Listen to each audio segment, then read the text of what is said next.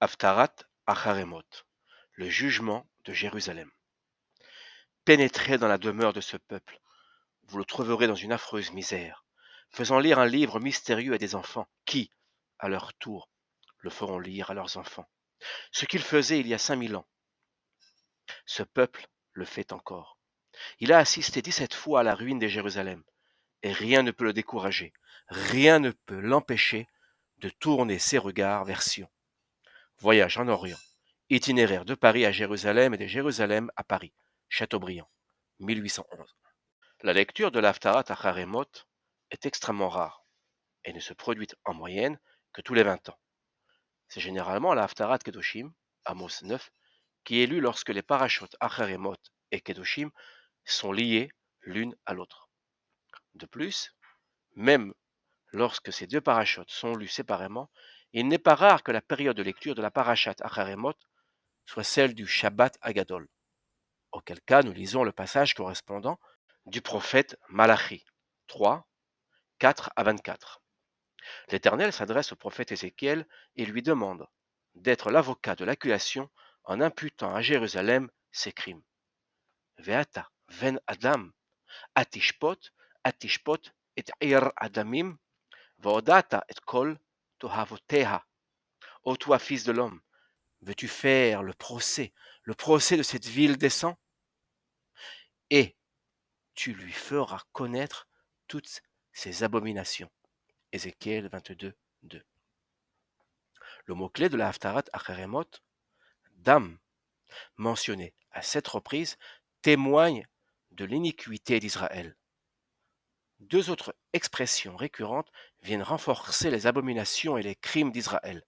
Shfoch Dam, faire couler les sangs, 4 fois, et Lema'an, Shfoch Dam, pour faire couler les sangs, 3 fois.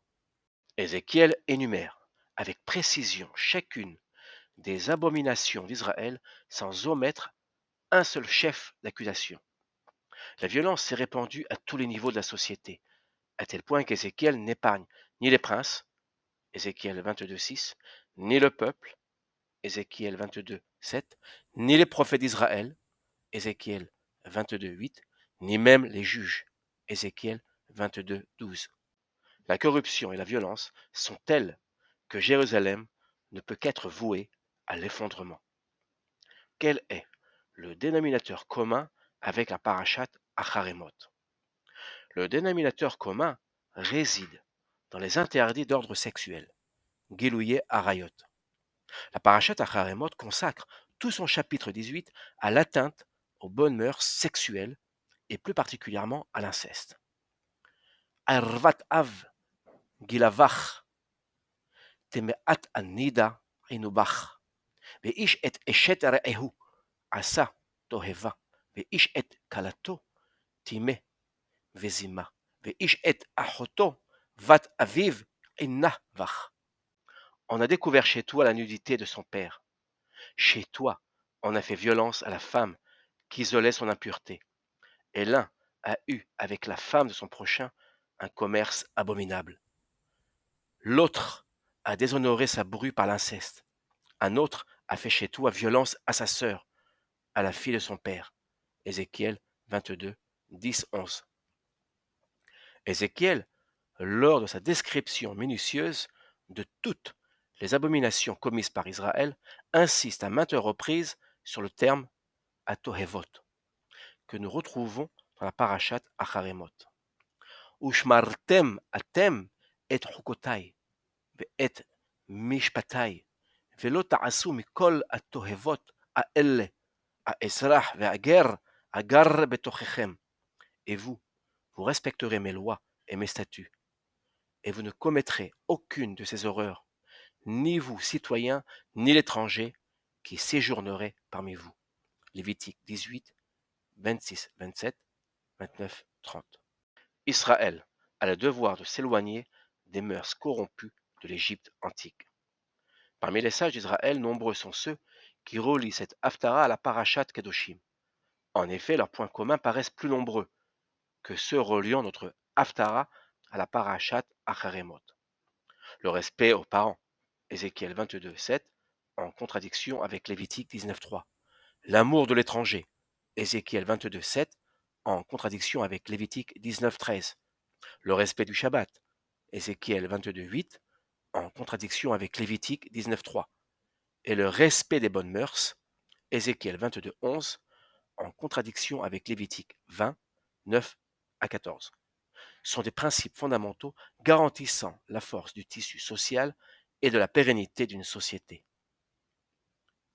Une société où les enfants ne respecteraient plus leurs parents, où les droits de l'étranger, de la veuve et de l'orphelin seraient bafoués, où le repos du 7e jour serait refusé aux plus faibles et où la liberté sexuelle, entre guillemets, serait la règle, est une société vouée à l'extinction.